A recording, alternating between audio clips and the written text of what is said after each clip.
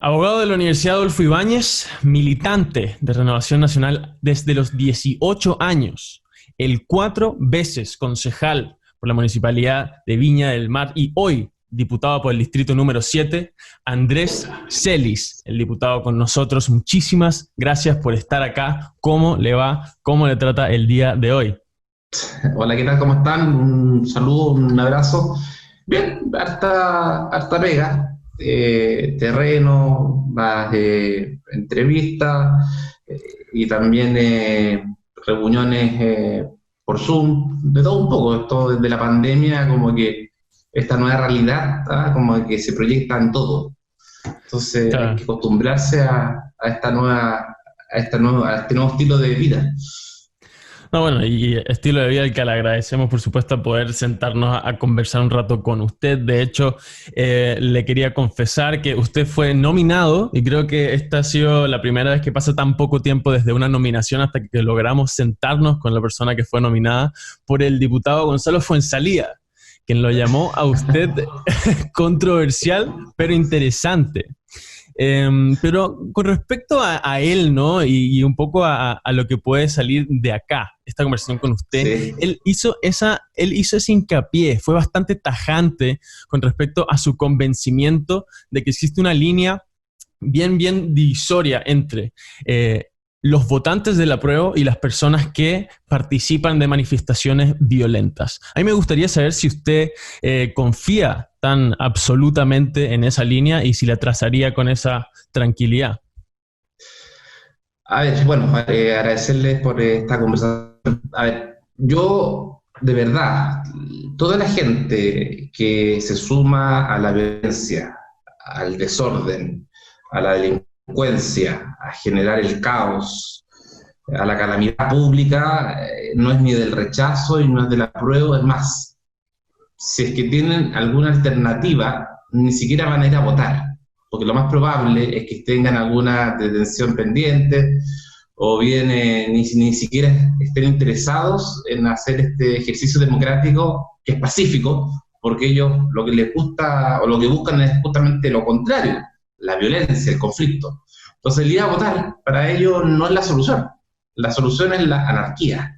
Y esa gente de verdad yo creo que no está ni por el apruebo ni por el rechazo, está por el caos, desorden y muchos de ellos aprovechar para cometer delitos qué sé yo, de robos que hemos visto, lamentablemente en negocios de pequeñas empresas y de gente súper esforzada que en definitiva se ve abatido por lo que sucede en Santiago o en otras comunas de Chile. Sí, bueno, entonces confirmo un poco esa idea. Yo la verdad le digo, soy un poco un escéptico genuinamente de esa idea, ¿no? Porque eh, uno tiende a ver un poco de homogeneidad, ¿no? Yo creo que dentro de, por ejemplo, esta presentación artística, ¿no? Que hubo en la en la estatua del general Manuel Baquedano, No, eso no. en lejanía y en cercanía de eso, que no fue lo más violento, sí se veían personas que pancartas del apruebo y cosas por ese estilo. Yo creo que cualquier persona que haya ido a las manifestaciones no podría decir con certeza y separar pancartas del apruebo y alguno que otro incendio o alguna que otra momento que no necesariamente fue enteramente pacífico, ¿no? Entonces, como yo me pregunto de dónde surge esta certeza, ¿no? Porque parece más como un ejercicio teórico de que, bueno, si una persona es violenta, es porque es medio anarquista y tiene algo pendiente con la ley, entonces no necesariamente se va a presentar a un proceso democrático, pero la verdad es que esa homogeneidad, un poco la presencia de esos símbolos, un poco la presencia de esas pancartas y de esas consignas, eh, no sé si dan como sustento a esa separación. Lo que pasa es que tú tienes que pensar, lo que yo creo, pienso, ¿Vale? reiterarte que esta gente no va a ir a votar. Ellos lo que están buscando es la oportunidad para generar caos. Su propósito es el caos. Y aquí se conflictúan gente que está inmersa en el narcotráfico, el lumpen, el delincuente, y esa persona, obviamente, si tiene un letrero del rechazo en la plaza donde está el general Baquedano, obviamente que no le va a ir muy bien más allá de que él pueda estar por el apruebo. Entonces, me parece obvio que todos los que estén en la plaza y tal, vayan con algún cartel, aquellos que lo llevan, que salga apruebo, porque más allá del fin que yo pienso que ellos buscan, que es justamente el desorden, no podrían mostrar un cartel del rechazo porque ahí el impacto en contra de ellos sería de una dimensión absolutamente desproporcionada y obviamente que no se van a arriesgar a eso, pero yo te aseguro que ninguno de ellos vota, ninguno de ellos, si no le interesa. Vale, bueno, está bien. No creen en el sistema, no creen en ningún sistema. Vale, bueno, o sea, tomaremos entonces su opinión en ese sentido. Tampoco puedo trazar tanto esa distinción, pero a ver, ¿por qué le digo esto, no? Y ya un poco haciendo una transición quizás a otra pregunta, es porque, no sé, vemos la relativización de temas violentos, ¿no? Por parte de políticos, ¿verdad? Que hacen este símil entre lo que es clara y físicamente violento y lo que no es físicamente violento, dígase algún elemento del pasado que pueda ser percibido como pesado para la gente, para la sociedad, y le atribuye el mismo adjetivo, el violento, Sí. ¿verdad? Y entonces de esa forma unen, ¿verdad? En igualdad moral ambas cosas. Y eso es lo que a mí genuinamente me preocupa, porque ellos sí son líderes, o sea, a Camila Vallejo no es que la siguen 10 Sí. personas, ¿verdad? No.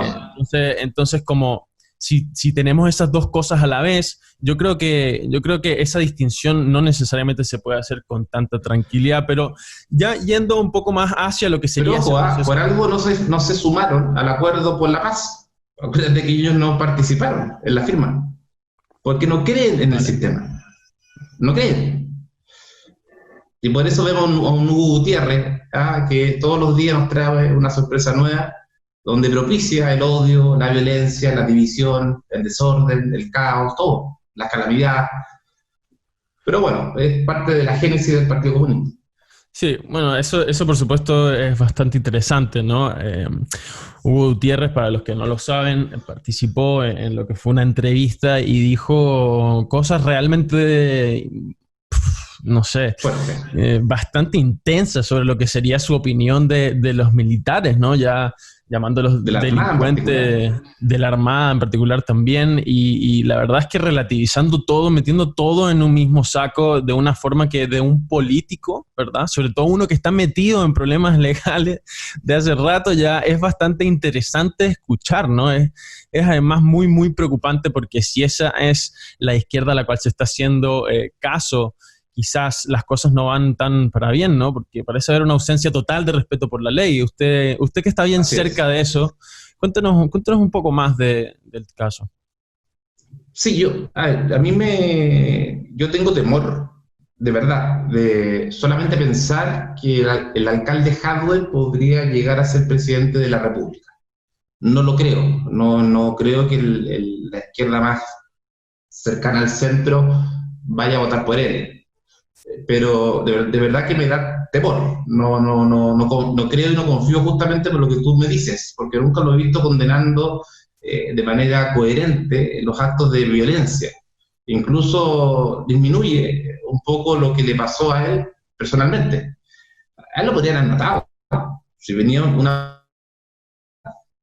si no lo sujetan a aquella persona, obviamente que a lo mejor él estaría hoy día en estado grave, por supuesto en una clínica, ¿ya? Yo no creo que estaría en un hospital público. Además, Pero bueno, ese es otro cuento. Diputado, Hola, ¿qué sí, tal? yo creo que efectivamente el diputado Gutiérrez no aporta a la democracia. Pero usted, de hecho, recurrió al Tribunal Constitucional hace poco. No, yo no firmé ahí. No, firmó, ya. No. Pero un poco en este juego de las acusaciones constitucionales, de estas críticas, porque al diputado Gutiérrez también lo llevan al Tribunal Constitucional, al final Sí. eso quedó más o menos nada. Diputados de su partido, el diputado Andrés Lonton y el diputado Gonzalo Fuenzalía interpusieron una concesión constitucional, bueno, otros diputados, pero ellos acusaron. y al final el Senado terminó desechada. Si bien en un primer momento la Cámara de Diputados había dado paso a la acusación. Y a mí me pareció muy interesante y me sorprendió las declaraciones de Andrés Lonton y el diputado Fuenzalía, que lo entrevistamos aquí el otro día, diciendo que habían ganado una vez más los poderosos y habían perdido los chilenos. Y yo le preguntaba al diputado Fuenzalía, porque según lo que yo he leído de literatura de populismo, el populismo establece una división moral entre los buenos y los malos. Y yo creo que está a la vista de que esa declaración cae dentro de esa definición. No estoy diciendo que sean populistas 100%, pero quisiera saber su opinión. Quisiera saber, ¿no hay que respetar en ese caso la institucionalidad y la decisión del Senado y no caer en estos juegos de decir que son los poderosos, porque además no se nombró a los poderosos? Entonces, quería saber su opinión respecto a este acto. Mira, fíjate que yo no comparto la opinión de Andrés y de Gonzalo, Andrés Lonton, Gonzalo González, en cuanto a que aquí triunfaron los poderosos, que hubo una mano negra, que haya llamado a los senadores para convencerlos, para ofrecerles algo. Me cuesta creerlo. Puede haber 1, 2, 3 casos particulares, pero los casos que podrían haber sido se inhabilitaron, como por ejemplo el diputado Vidal. Pero sí yo creo que aquí ganó el criterio común. ¿Y por qué digo esto? Porque si tú ves la cifra de aquellas personas que le acaban de decretar la libertad condicional, en Santiago por lo menos, bajó ostensiblemente. No me acuerdo si cerca de un 5%, un 4%, y era la misma Comisión de Libertad Condicional que antes lo había entregado a un porcentaje mucho mayor. Entonces, si bien ganamos en la Cámara de Diputados y perdimos en el Senado, yo creo que igual se hizo el punto para que los integrantes de esas comisiones de libertad condicional, en definitiva, lean y tengan los antecedentes a la vista, lo estudien y en definitiva sean responsables cuando determinadas personas salen en libertad condicional o no. Y yo creo que en eso yo me siento que ganamos, lo creo que es un triunfo moral, pero yo me sentí ganador al ver ese cambio de mentalidad por parte de la Comisión de Libertad Condicional. Ahora, en el Senado es como el Olimpo, ¿no? Entonces, claro, para los senadores era más complicado porque, claro, hubo una ministra, la Corte de Apelaciones, pero yo estoy convencido que había fundamento. Estoy a la espera que la citen porque estamos viendo puras comisiones de COVID, pero yo creo que había mérito en la medida que se fueron conociendo nuevos antecedentes de nuevas determinaciones o de resoluciones que ya había dictado en distintas causas, o en sus conductas en la Comisión de Libertad Condicional. Pero no creo, de verdad, yo no creo que haya llamado, no sé, por algún ministro, algún exministro, algún empresario. No, a mí me cuesta. De hecho, yo se lo uno o dos casos, como todo en la vida, ojo, ¿eh? O sea, aquí puede ser exactamente lo mismo en el Frente Amplio, o de aquellos que votaron en contra se abstuvieron. Uno podría pensar que a lo mejor por la cercanía con Vinter, algunos por eso que se abstuvieron. Entonces, claro, yo creo que decir eso es temerario. Sí, yo se lo preguntaba porque, a ver, últimamente se han presentado 8 acusaciones constitucionales y ahora viene la 9ª, que es la contra el ministro Víctor Pérez. Y esto yo he leído he escuchado a algunos constitucionalistas que dicen que esto es un síntoma de nuestra crisis institucional porque no es normal que se generen tantas acusaciones constitucionales, a pesar de que efectivamente es una herramienta que los diputados tienen para poder ejercer un control. Y esto basta remontarse a la época de Allende, épocas que son muy intensas, donde realmente ocurrieron estos hechos que se empieza a generar una hipertrofia de acusaciones constitucionales. Entonces yo quería preguntarle, ¿no se está perdiendo un poco la Cámara de Diputados en el sentido de que está bien la crítica política, pero muy distinto es abusar de una herramienta que le da la Constitución? Porque esto empieza a generar una distorsión en el sistema político. Quiero saber cuál es su opinión sobre esta gran cantidad de acusaciones constitucionales. Es absolutamente desproporcionado. La acusación constitucional es la última ratio, digamos, la última herramienta que tú tienes o mecanismo cuando hay una autoridad que vulnera la Constitución y las leyes, y en el caso del ministro Pérez ni siquiera se constituyó una comisión investigadora, ni siquiera se le interpeló, sino que directamente a los 2 meses de asumir directamente una acusación constitucional, que yo creo que no va a prosperar. Yo creo que ha habido un abuso, y debo también reconocer con la misma franqueza que cuando Andrés Longton presentó esta acusación por yo tenía mis dudas, pero leyendo y estudiando el caso y conversando con abogados muy connotados, que por cierto no los voy a nombrar, me formé la convicción que no es fácil, ojo. O sea, no es fácil votar a favor de la acusación constitucional contra una ministra de Corte de Apelaciones, porque en definitiva uno puede también sostener que el día de mañana a lo mejor el Poder Judicial va a querer de alguna forma hacer un téngase presente por tu voto. Entonces, no es cómodo. Lo más fácil para uno como diputado es votar en contra. O sea, así de simple. Es lo más fácil, porque te evitas conflictos, te evitas más enemigos, te evitas problemas, te evitas que te increpen. Es lo más fácil. Ya.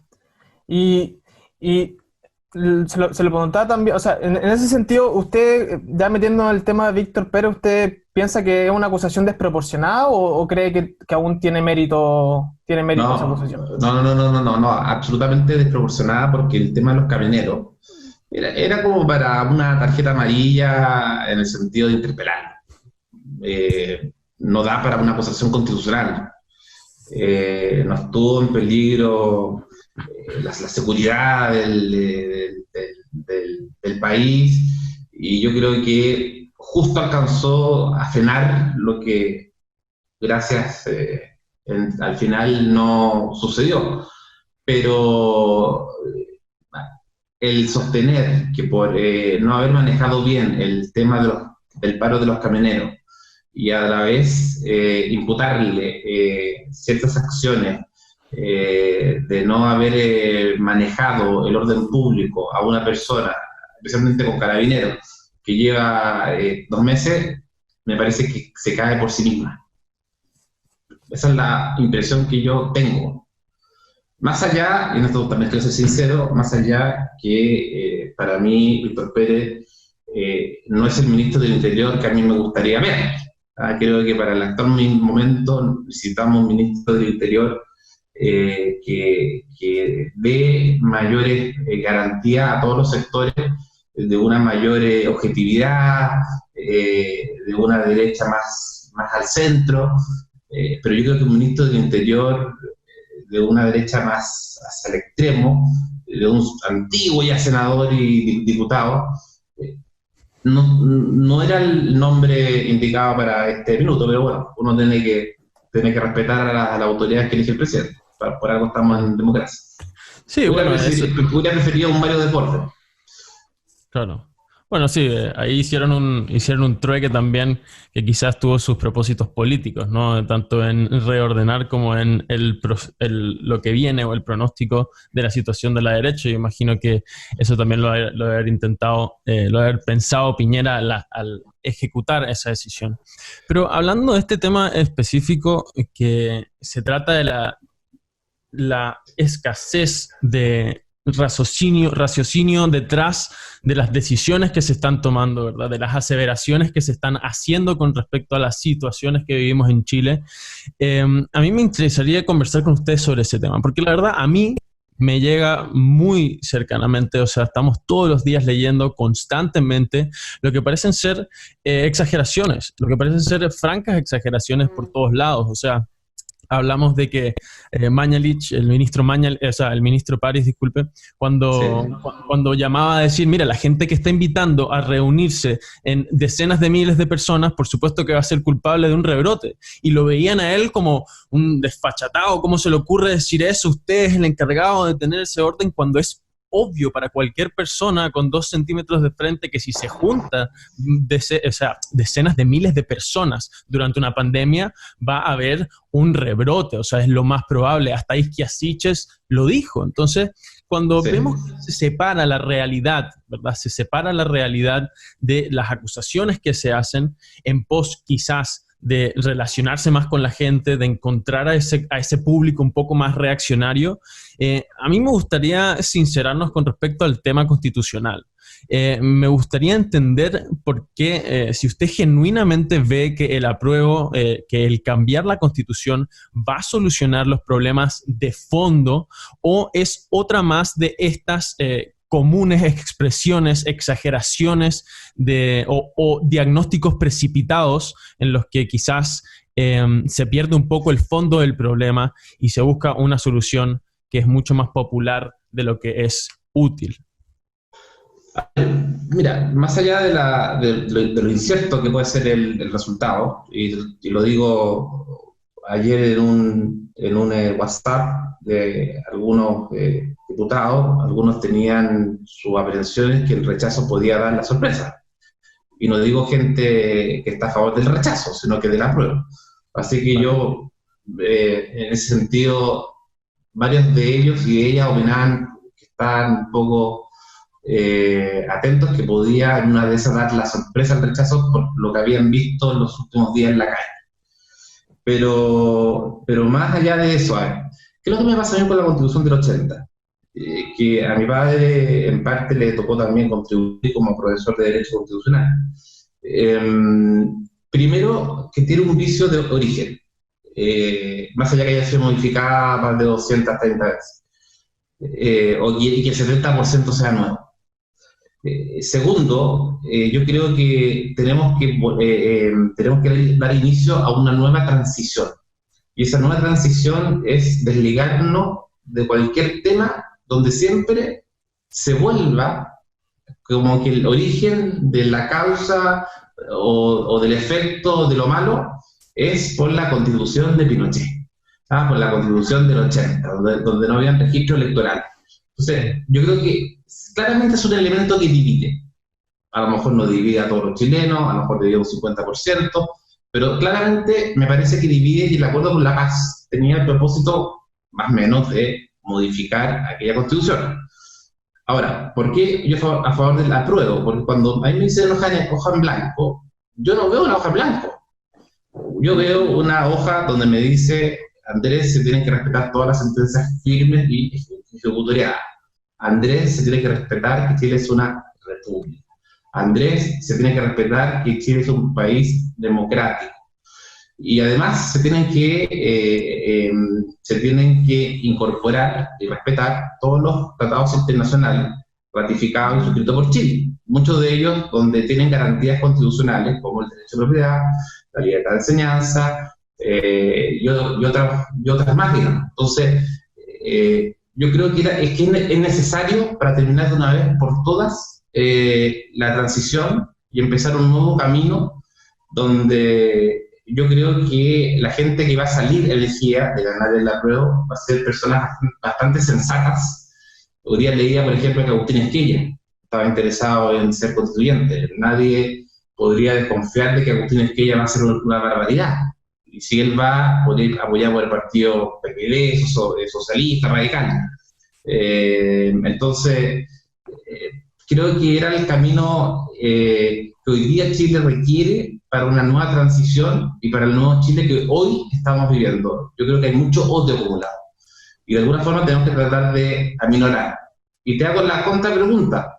¿Por qué hoy día hay tanta violencia, hay tanto odio, tanto conflicto con una Constitución que en definitiva no satisface o bien pertenece más a los que están por el rechazo? ¿No será bueno hacer este proceso constituyente como se hizo en Sudáfrica, por ejemplo? Y poder, de alguna forma, elegir a estos 155 constituyentes, que, claro, uno dice que se va a demorar 2 años, pero una reforma que se aprueba en el Congreso a veces se demora 8 meses, una. Entonces yo creo que es esencial para una nueva transición y además va a respetar principios básicos de una democracia, de una república y de los tratados internacionales, donde hay muchas de las garantías constitucionales que están incorporadas en la actual Constitución. Ahí, bueno, cuando me hace esa pregunta, lo primero que se me viene a la mente es entendiendo que somos un país, ¿no? Un país que se encuentra no necesariamente en la mejor situación económica. Sí. Por supuesto que estamos endeudados, no es solamente la gente la que tiene deuda, el país tiene una deuda brutal, ¿verdad? Entonces, cuando usted me pregunta a mí, cuando me comenta a mí, cuando yo escucho esto de que el problema con la Constitución es que genera división, ¿verdad?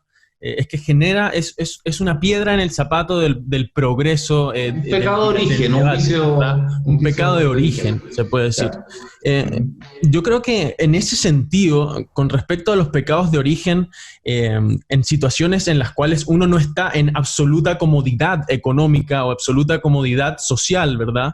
Uno debería hacer el espacio, o sea, debería hacer la reflexión de que quizás no estamos en el momento para costearnos enmendar ese problema en vez de atacarlo por lo que es. Es algo que está en el pasado, es algo que nosotros hemos vivido y no necesariamente está ligado al incumplimiento de la ley de hoy en día.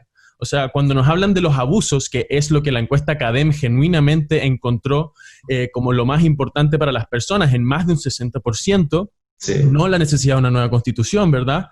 Cuando nosotros vemos datos como ese, nos queda cada vez más claro que lo que es esencial es distanciarse de las personas, distanciarse del debate que fomenta el crecimiento de esa piedra, ¿verdad? El énfasis en ese pecado y acercarse al más sensato, al que es, mira, tenemos X presupuesto, quizás no es lo mejor tomarnos un viaje de 2 años en algo que todavía no sabemos cuál es la certeza de la efectividad que va a tener en resolver ese pecado retroactivo, ¿verdad? Sí. E ir diciendo, mira, la verdad es que sí, tenemos un pasado complejo, pero la verdad es que el presente también es muy, muy jodido.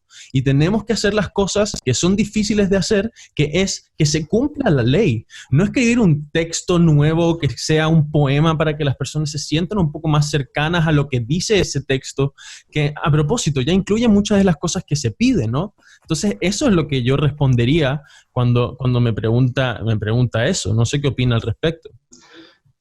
Yo te lo quiero dar en mente que soy un estudiante nomás, o sea... Sí, no, por favor. Sí. Tampoco es yo quiero la verdad, y de opinión. Mira, te lo quiero dar con un ejemplo que me ha tocado a mí como miembro de la Comisión de Salud. Vale. El tema de salud. Tú preguntas a la gente cuál es el problema que más ellos les urge, perdón por la palabra, pero te van a decir seguramente salud. La salud en Chile la considera la mayoría o la inmensa mayoría de los chilenos como una mala salud o una salud que discrimina. Es decir, aquella persona que vive en un sector más vulnerable se muere proporcionalmente antes que una persona que vive en un sector más acomodado. Se dio con la pandemia. La persona esconde, podía perfectamente hacer su cuarentena y en cambio al no percatarse la autoridad de salud que existían hacinamiento en distintas poblaciones en Santiago, finalmente ocurrió que si tú haces un registro, la mayoría de los fallecidos son de sectores más bien vulnerables y no de sectores acomodados. Ahora, ¿por qué te digo esto? Porque el derecho a la salud, el derecho a la protección de la salud, que está consagrado en la Constitución, tú lo puedes modificar en cuanto a que tú garantizas una salud plena, íntegra, total. Pero ¿qué es lo que está sucediendo hoy día? ¿Y qué es lo peligroso? Que el que está legislando hoy con nosotros es el Poder.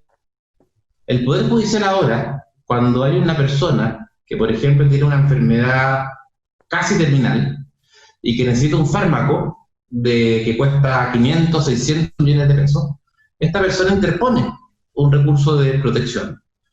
Y lo que está haciendo la Corte Suprema, la Corte de Apelaciones, es señalar justamente eso, que si bien la Constitución dice que tiene que garantizar la protección de la salud y no la salud, porque si no, si te garantiza la salud, nadie podría fallecer.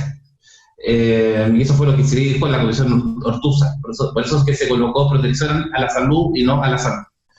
Pero la Corte de Suprema y de Apelaciones han esgrimido el artículo donde dice que se garantiza el derecho a la vida. Y hoy día están legislando con nosotros. La gente está teniendo acceso a medicamentos carísimos solamente porque la jurisprudencia cambió. Y esa es una tarea que la deberíamos haber tomado los que estamos en el Congreso. Y no hemos sido capaces de colocarnos de acuerdo, ¿cuánto? ¿En 20 años? ¿En 30 años? Entonces, creo que esta es la oportunidad para por lo menos colocarnos de acuerdo en un tema que para mí es central, como el tema de la salud. Te lo doy como un ejemplo súper simple, pero es cosa de que tú veas los fallos de la Corte Suprema y de apelaciones. Están fallando por nosotros. Y lo mismo sucede en el tema de las discriminaciones. Muchas veces el cambio de registro de los niños, niñas y adolescentes se estaba haciendo el registro de sexo, digamos. Se estaba haciendo a través de sentencias judiciales. Y ahí recién reacciona el Congreso para modificar el tema del cambio del registro del sexo de cada persona. En el tema de la garantía de la educación pasa lo mismo. Sí. Sí, ¿Alguien más habló? es particularmente interesante el tema que está tocando usted. O sea, yo voto a prueba, pero tengo muchos reparos. Y uno de ellos es esta idea de los derechos sociales, que sería en ese caso el que usted está mencionando, que el derecho a la salud. Sí. Y la pregunta que sería ahí es ¿por qué se judicializan? Y es precisamente porque son derechos. Usted lo sabe mucho mejor que yo. Los derechos son una potestad, un título que se le da a un ciudadano para que vaya a exigir algo. Entonces, el problema de los derechos sociales, que yo no estoy tan a favor, es que precisamente meten a los tribunales al juego político, porque son los tribunales los que tienen que empezar a judicializar. Esto es un debate en la doctrina que es muy fuerte entre los derechos sociales. Entonces, en el fondo, usted dice ya, cambiemos el derecho de protección a la salud al derecho a la salud, pero eso no va a cambiar que los tribunales se van a meter. A ver, hoy día, como está protección a la salud, los tribunales están legislando por nosotros, en el tema a lo menos de las enfermedades terminales o las enfermedades raras en relación a los medicamentos de alto costo. A mí en lo particular, y esto me sucedió a mí, una niña de Concón, trasplante de médula, 2 veces la comisión que revisa esto del Ministerio de Salud le dijo, no se la va a hacer usted porque se va a morir, no tiene ninguna posibilidad de sobrevivir. Recurso de protección presentado. Me llama, no voy a decir que me llama, pero que es muy importante del ministerio. Andrés, estás haciendo una locura. ¿Cómo se te ocurre? Esa niña se va a morir. Ganamos el recurso de protección. Pedí que no apelara el Servicio de Salud, el Consejo de Defensa del Estado. Esta niña, el trasplante salía más de 150 millones de pesos. Se lo hizo en una clínica privada en Santiago y hoy está absolutamente viva y sana. Y si no se lo hubiera hecho, porque se lo negó ese derecho o esa garantía, el Estado, ella estaría hoy día fallecida. Sí, yo lo entiendo, dale. Diputado, sí, perdona que lo interrumpe. Sí. Yo lo entiendo, efectivamente, si alguien va a ir a reclamar al Estado que se está muriendo y por favor opérenme, probablemente el sentido común de uno le dice, claro, opérenla. Pero lo que pasa con los derechos sociales es que precisamente son derechos positivos. Es decir, que son prestaciones. Los derechos negativos, que son la libertad de expresión, el ir a votar, requieren un costo mucho menor por parte del Estado. Entonces, en el fondo, ¿cómo usted asegura que efectivamente a la gente que va a ir a presentar recursos de protección a los tribunales para que les den operaciones, les den medicamentos, el Estado pueda dárselos? Porque efectivamente, como dijo Ricardo, esto va de la mano con una crisis económica profunda, quizás la más profunda hace 40 años. Entonces, ¿cómo se compatibiliza eso?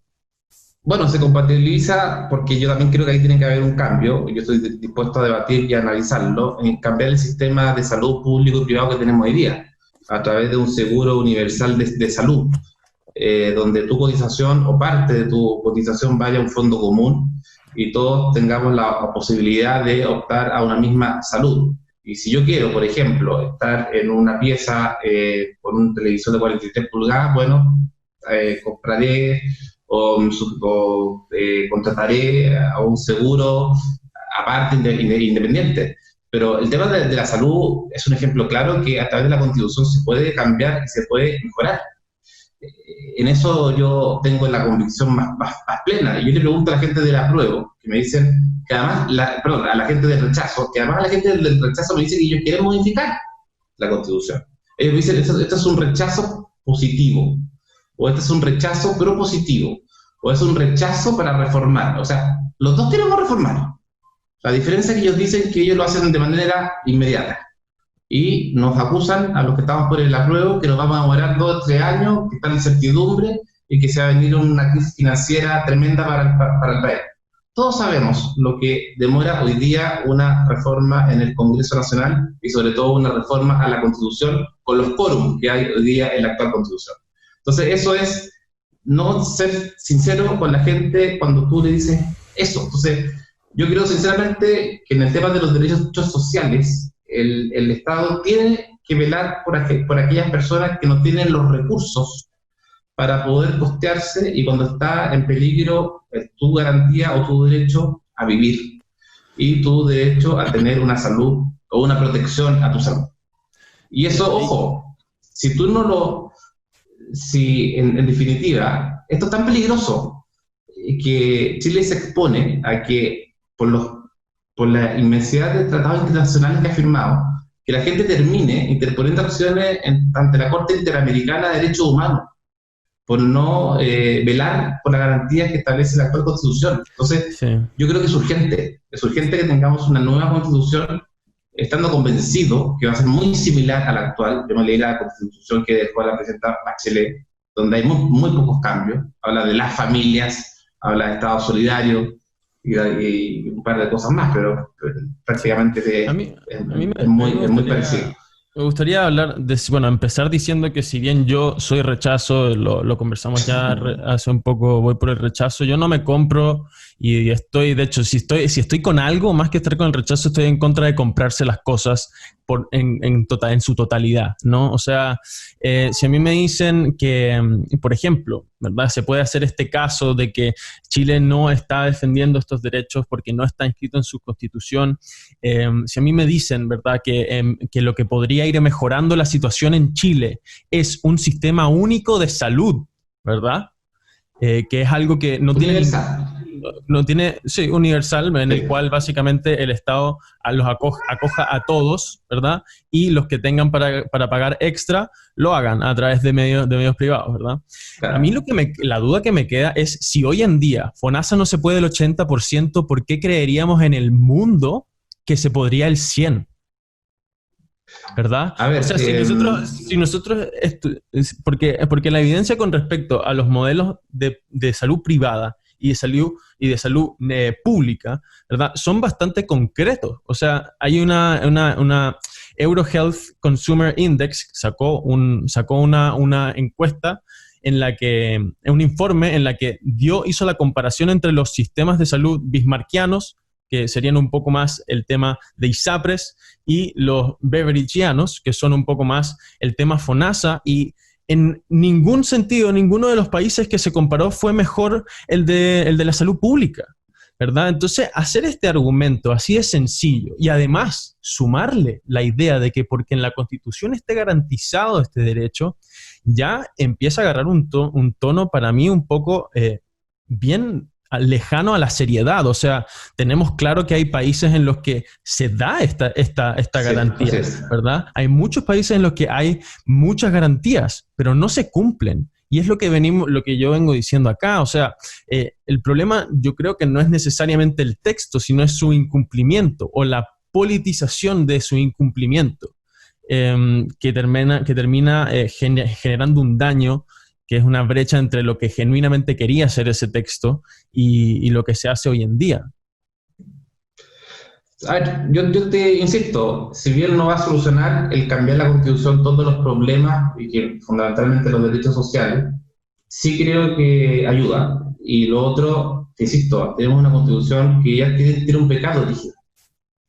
Tiene una Constitución que lamentablemente se aprobó bajo un sistema, bajo un mecanismo donde todos sabemos que las personas votaban 4, 5, 6 veces, donde no había registros electorales, donde el que revisaba la votación era designado por el alcalde de la comuna. Entonces, obviamente que tú tienes que cerrar los capítulos. Y creo que el gobierno o la dictadura todavía no ha cerrado el capítulo con esta Constitución que se originó en 1980, y en definitiva tenemos que ir destinados a elementos que nos puedan más unir que dividir.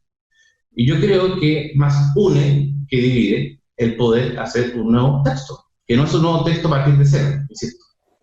Porque si hay que respetar todo lo que yo te dije, hay un 70% que está avanzado, porque es cosa de ver los tratados internacionales, que es más, en Chile hay muchos que ni siquiera se cumplen, claro, de lo que dicen. Sí, yo creo que efectivamente hay argumentos para los dos lados. Diputado, yo quería cambiarle un poco de tema sí, a un hito político que me parece muy interesante en esto que uno podría denominar el juego de poder, que es la política, y que es la vuelta de Carlos Larraín, un histórico, un personaje que participó fuertemente en la transición, en todos los gobiernos de la Concertación fue un pilar de la derecha, y ha vuelto y ha generado ciertas declaraciones o ciertos sentimientos que son tanto positivos como negativos. En el lado negativo encontramos, por ejemplo, al alcalde Felipe Alessandri, que dijo que hizo mucho por el partido, pero creo que estaba bien en el sur. Y el senador Chaguán dijo que se equivoca en plantear la interna de RN en cuanto a la pro y el rechazo. Yo me gustaría preguntarle, siendo usted un miembro que se ha destacado en RN, ¿cuál es su impresión de esta vuelta de Carlos Larraín? ¿Es necesaria? ¿Es innecesaria? Más bien hay que potenciar los liderazgos jóvenes. ¿Le sirve o no a RN? ¿Cuál es su opinión? A ver, respetando su legítimo derecho de participar como militante, yo creo que más divide que une. Y sobre todo por la forma que él tiene de hablar, que para uno puede ser muy simpático, uno a veces se ríe, pero lamentablemente la forma en que él se refiere en algunas oportunidades al resto o a algunos temas son bastante hirientes. Y yo creo que de verdad hay que encuadrarse dentro de un dicho que mi padre siempre me expresó. Es bueno irse con los últimos aplausos que con las primeras pifias. Y en este sentido, yo creo que él está convencido que puede aportar en Renovación Nacional, pero yo creo que Renovación Nacional, como estaba conformado con Cristian Monkeberg, con Mario Desbordes, había llegado en verdad a ser un partido de centro-derecha que representaba a la clase media. Y me da la sensación que un Carlos Larraín, por su forma de ser, por los comentarios que hace, no nos ayuda justamente a ir hacia el centro político, que es donde debiera ir destinado fundamentalmente Renovación Nacional. Claro, y mi opinión, no se presentara, pero obviamente tiene el legítimo derecho de hacerlo. Sí. Además, yo creo que algunos de Renovación Nacional tienen que hacer un mea culpa.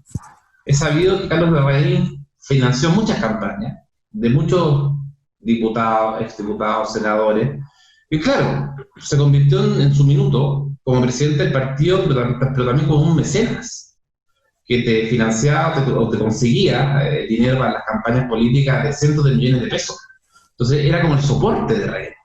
Entonces RN era como dependiente también económicamente de Carlos Larraín si tú le caías bien. Y por eso cuando él se va, deja a un Cristian Monkeberg confiando que va a seguir su lineamiento. Y como Renovación Nacional se va más al centro y más al lado social y no tanto económico, obviamente que ahí fuerza la vuelta de Carlos Larraín al ver que el partido estaba tomado, por así decirlo, por Cristian Monkeberg y Mario Desbordes. Claro, Carlos Larraín representa una derecha bien particular que uno la puede retrotraer al siglo XX, esta derecha hacendaria de la hacienda y de este tipo de juego político que es un poco distinto. Yo le quería preguntar, el otro día con el diputado Gonzalo Fuenzalía, yo le pregunté cómo iban a sortear las profundas diferencias que tienen dentro de RN respecto al apruebo y al rechazo. Que yo no las minimizaría porque efectivamente son posturas bastante distintas. En RN hay un sector bien de derecha, que encarnado en el diputado Alaman, en el senador Alaman, ahora en el ministro Alaman, que es efectivamente una postura bien dura del rechazo. Entonces, si bien la derecha se une y ha mostrado signos de unión, ¿cómo zanjan esas diferencias en la realidad? Porque van a llegar a la convención constituyente en el caso de ganar el apruebo con posturas bastante distintas. Es que, ¿sabes qué? Lo que ocurre es que yo creo que no. Y te lo digo porque yo conozco varios de los candidatos que van a ir eventualmente a la convención constituyente, a la elección, y muchos de ellos no interpretan en un 100% a los diputados que estamos por el apruebo, pero sabemos que es gente seria, gente responsable, gente mesurada, que en definitiva nos da garantías.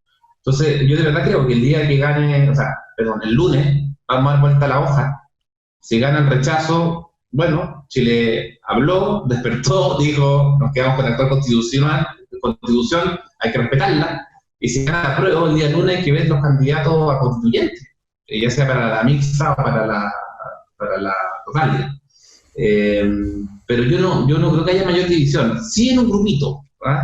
Y yo te diría que es más de una derecha de José Antonio Kast, una derecha más extrema, que todavía divide el factor de Pinochet, porque yo creo que uno igual debe ser respetuoso por lo que ocurrió en el gobierno de Pinochet, sobre todo con el tema de los derechos humanos. En eso uno debiera tener cierto cuidado cuando habla y señala que, no sé, que están bien muertos, o que en definitiva esto era una guerra, por eso que estas personas están desaparecidas, como justificando los derechos humanos.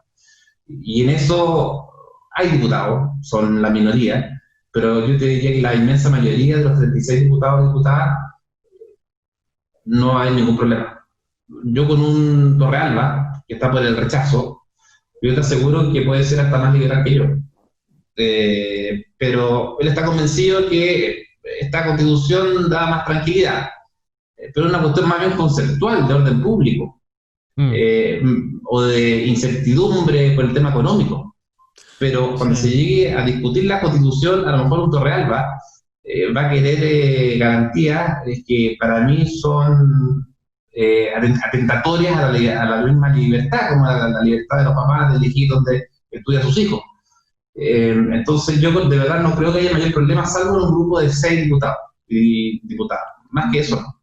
Ya, bueno, ahí nos pasa por interno la lista como para que nosotros sepamos, pero no lo decimos públicamente. Pero, oiga, y usted que ve este proceso, ¿no? Usted confía en lo que puede ser este proceso, y yo la verdad es que lo felicito por el optimismo, algo genuinamente agradable de ver. Me gustaría saber si está por la Convención Constitucional o por la mixta. ¿Por qué votaría? Convención Constitucional, 100%. Primero, porque en la elección presidencial nosotros sacamos primera vuelta un 44%. Con ese 44%, si uno trabajara bien, no veo por qué este temor del tercio. A la democracia no hay que tenerle miedo. Segundo, esto de la comisión mixta, yo me pregunto cómo va a trabajar el Congreso. Si la mitad de los diputados y senadores van a esta comisión mixta los días que, si van a la comisión constituyente mixta, el Congreso, sus sesiones, sus comisiones, ¿cómo va a funcionar? La Cámara de Diputados necesita un número mínimo para poder sesionar, un número mínimo para aprobar ciertos proyectos de ley, si es de cuerpo calificado, si es orgánica, etc. Entonces, me parece irresponsable que estén en las dos partes a la misma vez. Si se le hubiera exigido que renunciaran para solamente concentrarse en la constituyente, como quieran llamarla, yo no hubiese tenido problema. Pero me parece sumamente irresponsable que haya diputados y senadores a la misma vez trabajando en el Congreso y en la comisión o en la convención constituyente. Ya. Sí, porque a mí en realidad cuando uno piensa en ese 44% que sacaron en primarias, ¿no? Eso fue antes de todo esto, ¿no? O sea, igual el panorama cambió muchísimo. La aprobación por Piñera, o la idea de lo que podría siquiera llegar a ser Piñera, hoy en día no vale un peso en comparación a lo que valía antes. Entonces, esa confianza, ¿usted cree que igual es justificada? ¿Se mantiene? Es que más que confianza también tú no tienes que tenerle temor a la democracia. Y hoy día si tú ves los alcaldes, que son líderes, las distintas comunas más pobladas de nuestro país, son de la centro derecha. Y esos alcaldes lo más probable es que continúen. Entonces yo creo que la nueva derecha que se viene va muy ligada al tema de los municipios. Y en ese sentido, la labor que ellos pueden realizar, que elegir a los constituyentes, va a ser esencial. Y si tú sumas incluso los distintos candidatos que tienen más opciones, aunque con una muy bajo porcentaje, yo diría que la derecha como que está un poquito más arriba que la izquierda. Entonces yo estoy muy tranquilo en cuanto a que los candidatos, tanto de la derecha como de la centro izquierda, va a ser gente absolutamente razonable, que va a poder aportar ideas absolutamente distintas a lo que quieren algunos, que esto va a ser una constitución frente amplista, o va a ser una constitución comunista. Y además sucede una cosa: si tú tienes parlamentarios en la mixta, ejerciendo, de la vez participando en la convención constituyente, lo que puede ocurrir es que cuando se quiera aprobar un proyecto de ley, el Frente Amplio amenace a esos diputados, senadores, y les diga: si no me apoyan en este proyecto de ley, yo los voy a funar a ustedes que están en esta convención constituyente. Entonces, yo creo que hay hasta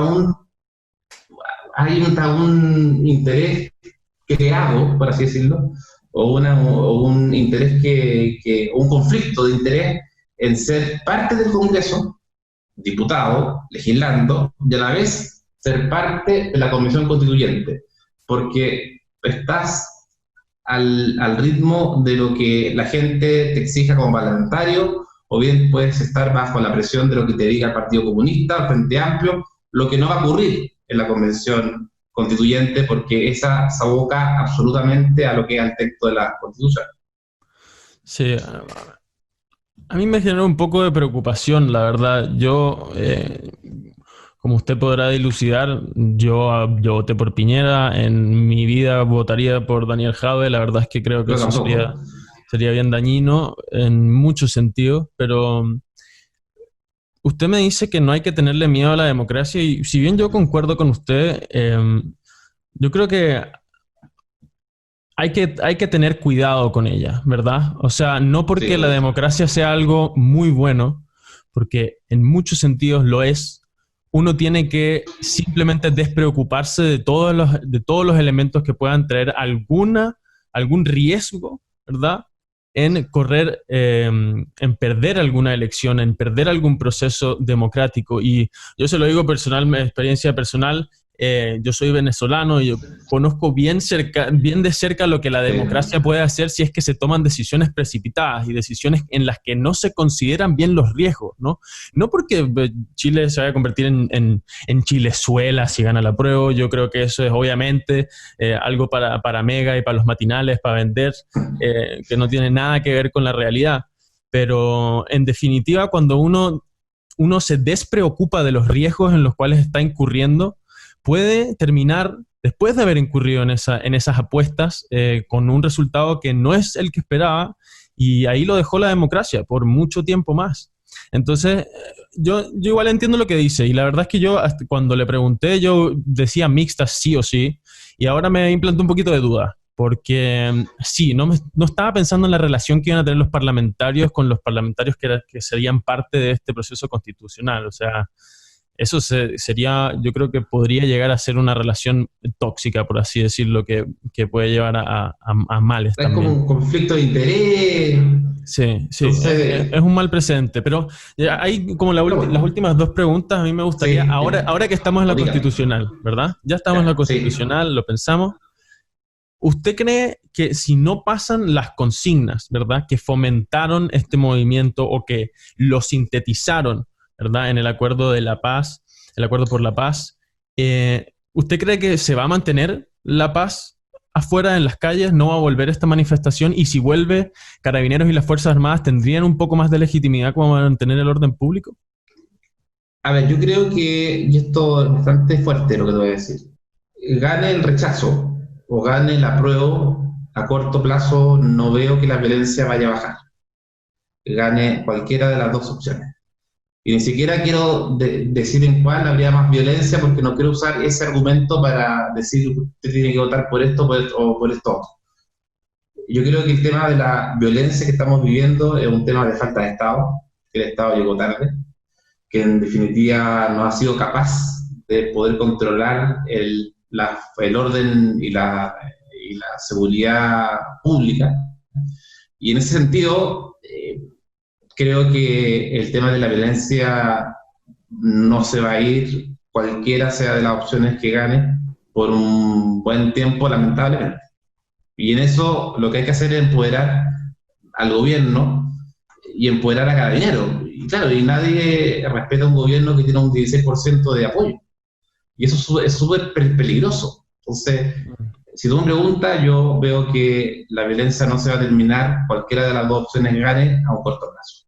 Siempre y cuando no tengamos un presidente y un gobierno que de verdad haga respetar el orden, la seguridad y empodere a Carabineros, o bien haga una reforma que en definitiva no ocurra lo que sucedió el día domingo, que dan por normal lo que hayan quemado 2 iglesias y todo el vandalismo que hubo, porque el Instituto de Derechos Humanos no interpuso ninguna querella.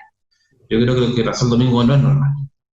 Y ese tipo de actividad o acciones o delincuencia va a seguir hasta que el gobierno no asuma su rol de Estado. Bueno, por supuesto, yo a usted le quiero... Cuéntame. Voy a enchufar esto un segundo. Dale, tranquilo. Igual ya íbamos cerrando. Vale, no, porque me estaba avisando por si acaso. Pero dele nomás. Mientras yo le voy a hacer aquí, nosotros hacemos una última pregunta, que es, si usted tuviese que nominar a alguien, como lo nominó a usted el diputado Fuenzalía, y gracias a su equipo, ¿verdad? Lo tenemos acá sentado tan rápidamente. ¿A quién nominaría o invitaría para tener esta conversación, en este espacio un poco de debate, un poco más sensato? Hay un diputado, perdón por esto, estoy enchufando ahí, sí. Hay un diputado que yo le tengo mucha fe, que no pensamos muy parecido, pero que me he dado cuenta que es una persona muy preparada, que se nota que además es serio. Yo te diría que un diputado como Miguel Mellado, que representa a la Araucanía, para mí ha sido una sorpresa, para mí es un agrado conversar con él. Rechazo, siendo que es absolutamente más bien conservador, pero yo diría que un diputado como Mellado sería súper interesante. Vale, perfecto. Yo le tengo mucha fe a él, es una persona muy ponderada, muy conciliadora, preparado, aplicado. No, yo le tengo mucha fe a él.